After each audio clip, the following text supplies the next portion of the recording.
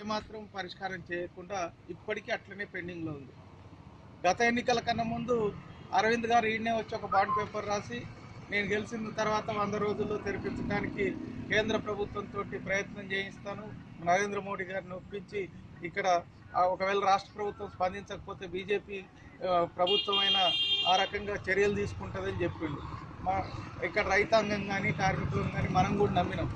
అందరం సరే ఎట్లాగో టీఆర్ఎస్ ప్రయత్నం చేస్తలేదు, మనల్ని పట్టించుకోవట్లేదు, కనీసం బీజేపీ గెలుస్తేనన్నా వీళ్ళకి బుద్ధి వస్తుంది, చేరుస్తారు, బీజేపీ ఒత్తిడి చేస్తుంది అని అనుకున్నాం.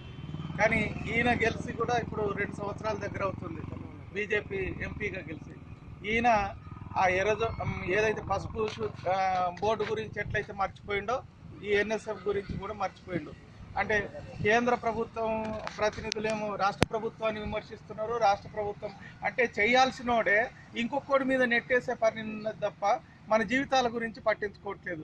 అంటే మనం అర్థం చేసుకోవాల్సింది ఏంటంటే ఏదైనా పాలకవర్గాలు అది కాంగ్రెసా టీఆర్ఎస్ఆ బీజేపీ అనేది మాటల వరకు ఓట్లు వచ్చే వరకు మన కార్మికుల గురించి పేదోళ్ళ గురించి మాట్లాడతారు తప్ప ఓడ దాటిన తర్వాత బోడి మల్లన్న అన్నట్టుగా ఆ తర్వాత గెలిచిన తర్వాత అసలు ఈ సమస్యలు మేము మాట్లాడినాం, హామీ ఇచ్చినాం, దీనికి ప్రయత్నం చేద్దాం అనేటువంటి పరిస్థితి కనబడకుండా పోతూ ఉన్నది.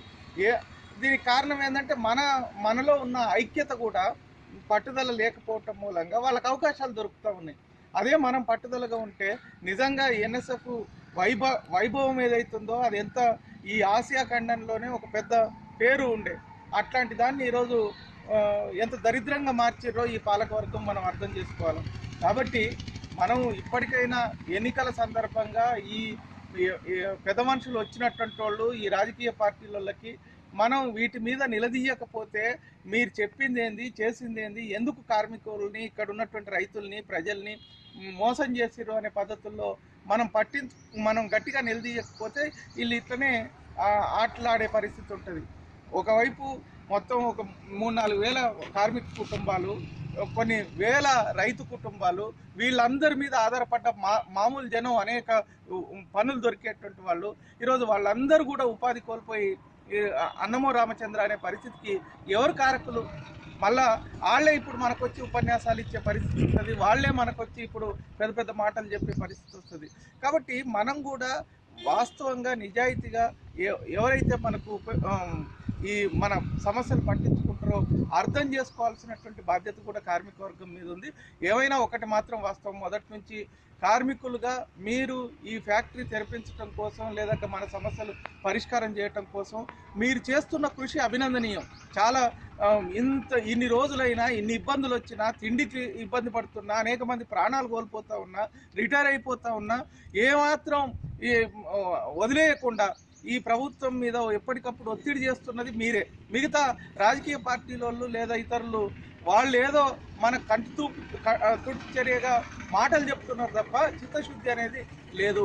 వాళ్ళని చిత్తశుద్ధిని మనం అర్థం చేసుకుంటే భవిష్యత్తులోనన్నా ఇట్లాంటి వాళ్లకు తగిన బుద్ధి చెప్పేటువంటి పరిస్థితి వస్తుంది. ఏమైనా ఒకటి మాత్రం వాస్తవం, ఈ ప్రభుత్వాలకి ఇంకా మన ఐక్యతను పెంచుకోవాల్సినటువంటి అవసరం ఉంది. పక్కన వాళ్ళకు కూడా జరుగుతున్న పరిణామాలు చెప్పాల్సినటువంటి అవసరం ఉంది. ఆ పద్ధతుల్లో మీరు ప్రయత్నం చేయాలి. ఖచ్చితంగా వామపక్ష పార్టీలుగా, కార్మిక సంఘాల శ్రేయోభిలాషులుగా మేము ఆ రకమైనటువంటి ప్రయత్నం చేస్తాం. ఇంకా మాకుండే శక్తి కానీ మాకుండేటువంటి బలం కానీ పరిమితం కాబట్టి మా పరిమితమైనటువంటి దాంట్లోనే మేము ప్రయత్నం చేస్తా ఉన్నాం. రాబోయే కాలంలో మనం అందరం కలిసి ఇంకా ఇప్పటికైనా ఇప్పుడు తెలంగాణ వచ్చిన తర్వాత మన బతుకు మారుతుంది అనుకున్నాం, కానీ మారట్లేదు. ఇప్పటికైనా ఏదైతే టీఆర్ఎస్ పార్టీ ఆలోచిస్తే మంచిది, లేకపోతే ప్రత్యామ్నాయంగా ఏం చేద్దాం అనేది కూడా మనం అందరం ఒక నిర్ణయానికి రావాల్సినటువంటి అవసరం ఉంది. ఆ పద్ధతుల్లో మీరు తోడ్పడతారని ఆ రకంగా ఆలోచిస్తారని కోరుతూ సెలవు తీసుకుంటాం.